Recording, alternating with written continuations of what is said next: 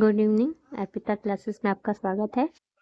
आज मैं आप लोग को Bloom's taxonomy of educational objective से कुछ क्वेश्चन सॉल्व करने जा रही हूँ, जो कि बिहार बीपीएससी स्टेट में 1 नंबर के क्वेश्चन इससे ज़रूर बनेंगे। तो हर शिफ्ट में इससे क्वेश्चन पूछे गए हैं, तो आप लोग इसे अच्छे से देख लीजिए। और जो भी अभी एग्ज़ाम देने जा रहे हैं, जिनका भी एग्ज़ाम अभी बचा है, वो इस टॉपिक को ज़रूर पढ़ के जाएँ। तो आइए देखते हैं कि ब्लूम्स टैक्सोनॉमी से क्या क्या हम लोग के क्वेश्चंस बन सकते हैं। तो इसमें देखिए, बेंजामिन ब्लूम यह अमेरिका के निवासी थे। इन्होंने शैक्षिक उद्देश्यों का वर्गीकरण किया था। तो जो बेंजामिन ब्लूम है वो अमेरिका के निवासी थे। तो याद रखिएगा कि अमेरिका के निवासी थे। ये भी पूछा जा सकता है कि बेंजामिन ब्लूम जो थे वो अमेरिका के निवासी थे। इन्होंने शैक्षिक उद्देश्यों का वर्गीकरण किया था। किसका वर्गीकरण किया था? शैक्षिक उद्देश्यों का। ब्लूम टैक्सोनॉमी में बहुत ही इम्पोर्टेंट क्वेश्चन है। और जो इनके शैक्षिक उद्देश्य थे वो 3 पार्ट में थे। देखिए, ज्ञानात्मक पक्ष थे, कॉग्निटिव, दूसरा भावात्मक पक्ष अफेक्टिव, तीसरा क्रियात्मक पक्ष साइकोमोटर, या ऐसे साइकोमोटर का गत्यात्मक भी बोल सकते हैं। तो ज्ञानात्मक पक्ष, भावात्मक पक्ष और क्रियात्मक पक्ष, इस तीनों को आप लोग अच्छे से पढ़ लीजिए। इसमें से एक भी पूछा जाता है कि शैक्षिक उद्देश्य क्या है, तो तीनों आप लोग अच्छे से देख लीजिएगा। देखिए, इनके ज्ञानात्मक पक्ष में कॉग्निटिव डोमेन में इनके क्या आता है? ज्ञानात्मक पक्ष बोलते हैं इसको।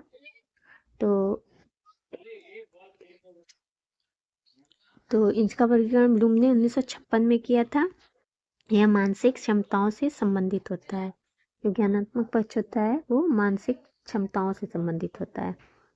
इसके उद्देश्य को सरल से कठिन और शिक्षण अधिगम के निम्न स्तर से ऊंचे स्तर तक ले जाने की दृष्टिकोण की 6 भागों में बांटा है। पहला क्वेश्चन तो आपका यही बन गया है कि ये कठिन कि ज्ञानात्मक पक्ष में क्या है। पहला ये है कि आपका निम्न स्तर से उच्च स्तर तक ले जाता है। देखिए, निम्न स्तर से उच्च स्तर तक 6 भाग में बटे हैं। ये आपका एक क्वेश्चन 1 नंबर का बन गया है। इसमें देख लीजिए कौन कौन से भाग दिए गए हैं।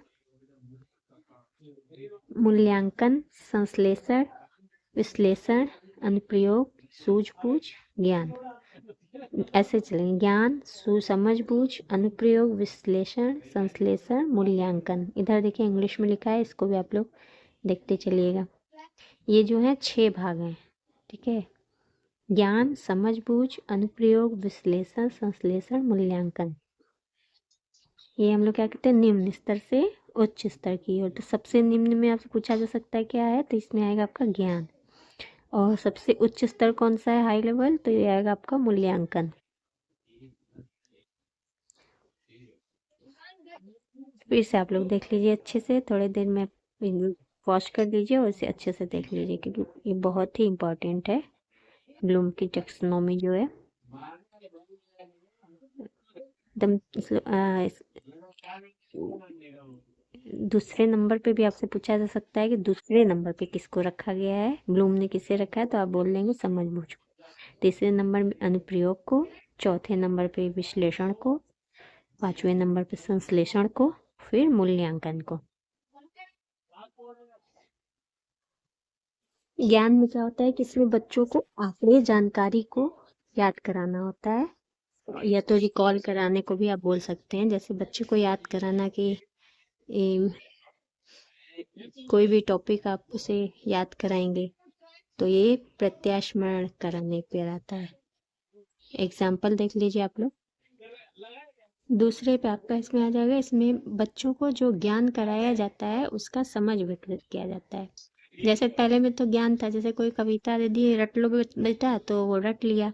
दूसरे में उस बच्चे को उस कविता के अर्थ को ज्ञान कराया जाता है कि कैसे ये कविता आया, उसके अर्थ को समझाया जाता है, उसकी समस्या क्या है उसकी व्याख्या की जाती है।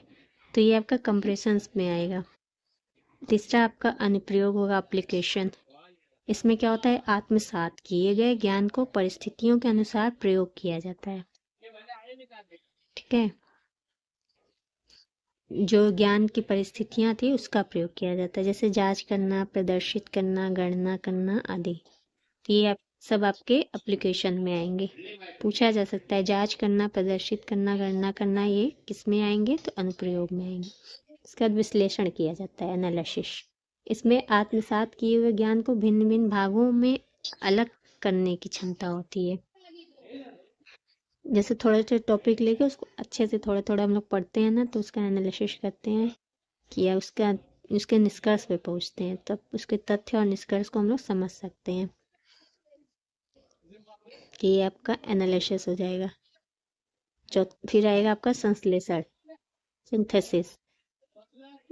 इसमें क्या होगा? इसमें नए अर्थ पर जोर देकर हिस्सों को जोड़कर संपूर्ण बनाया जाता है, और यानी कॉन्सेप्ट एंड रूल्स के आधार पर उसमें से कोई अपने अकॉर्डिंग कॉन्सेप्ट निकालना। जैसे तर्क देना, वाद विवाद करना, जैसे किसी बात पे बहस हो जाए किसी की, तो कोई अपने अपने तर्क सब लोग लगाते हैं, तो उसको हम लोग समझ लेते हैं कि संश्लेषण करना, निष्कर्ष देना। जैसे कृषि कार्य जो होता है, कृषि कानून बनता है, तो उस पे लोग अपने अपने वाद विवाद करते हैं, तो उसके कोई कॉन्सेप्ट और रूल्स आप लोग देखेंगे तो अलग होते हैं, तो सब लोग अपने अकॉर्डिंग उसके कॉन्सेप्ट निकालता है, तो ये आपके संश्लेषण में आ सकता है।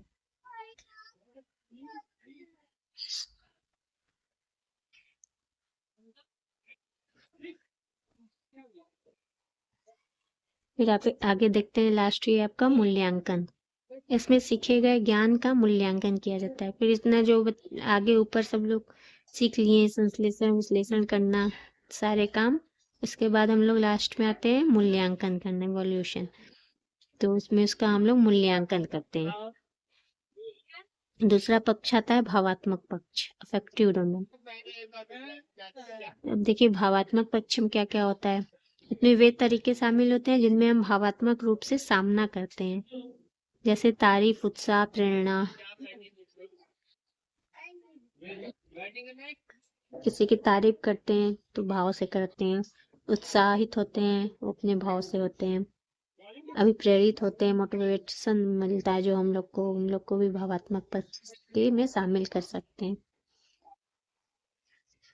इतना आप लोग पढ़ लीजिए कि 120 प्लस आप लोग ले आइए स्टेट में। ये भावात्मक रूप से। फिर अब देखिए भावात्मक पक्ष को 5 भागों में बांटा गया है। इनके 5 भागों को आप लोग अच्छे से देख लीजिएगा। आग्रहण या ध्यान देना, अनुक्रिया, आकलन, संगठन, मूल्यों का चरित्रकरण या विशेषीकरण, ये 5 भाग हैं। देख लीजिए, आग्रहण, अनुक्रिया, आकलन, संगठन, मूल्यों का स्पष्टीकरण। तीसरा आपका आता है क्रियात्मक पक्ष, साइकोमोटर डोमेन। इसमें क्या होता है? साइकोमोटर में क्या होता है? क्रियात्मक से देखिए नाम से ही समझ आएंगे, क्रिया करना, शारीरिक हलचल, मोटर स्किल के क्षेत्र आदि में शामिल होना, सब आपके क्रियात्मक पक्ष में आते हैं। और जो क्रियात्मक पक्ष है उसके 6 भाग होते हैं। इसके क्या क्या भाग हैं ये भी देख लीजिए। इसके आप लोग स्क्रीनशॉट भी ले सकते हैं, अगर एक बार में नहीं आप लोग को याद हो रहा है तो आप स्क्रीनशॉट लेके इसे बार बार पढ़ सकते हैं। सहज क्रियात्मक अंग संचालन, आधारभूत अंग संचालन, शारीरिक योग्यताएं, प्रत्यक्षीकरण योग्यताएं, कौशल युक्त अंग संचालन, सुसंबंध या सांकेतिक संप्रेषण, ये हैं देखिए पूरे। अब चलिए थोड़ा सा हम लोग क्वेश्चन भी इसके ऊपर बना लेते हैं। टॉपिक तो इतनी फिनिश हो गई है, अब हम लोग देखते हैं कि इसके क्वेश्चंस क्या क्या बन सकते हैं।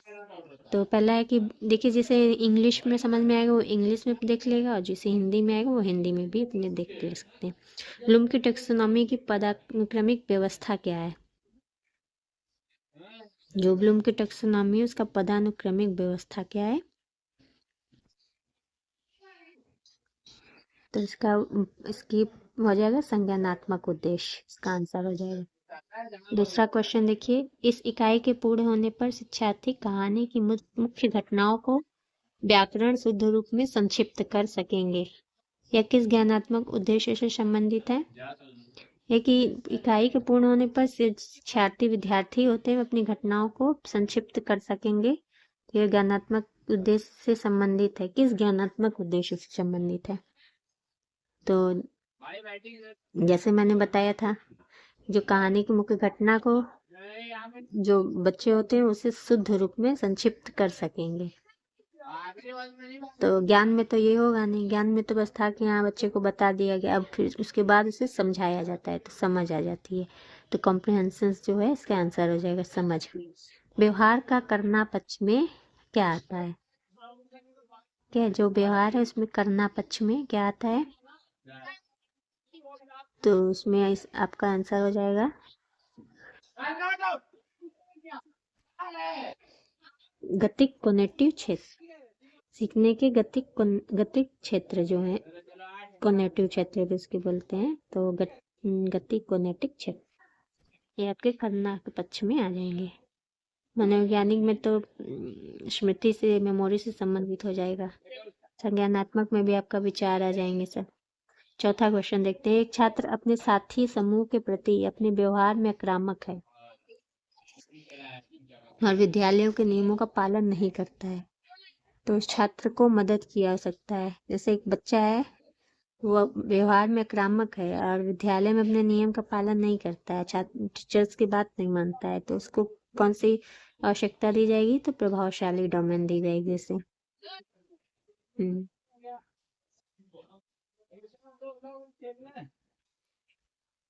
उसको कुछ रुचिकर स्किल्स सिखाए जाए कि वो उसका विद्यालय में मन लगे इस तरह से।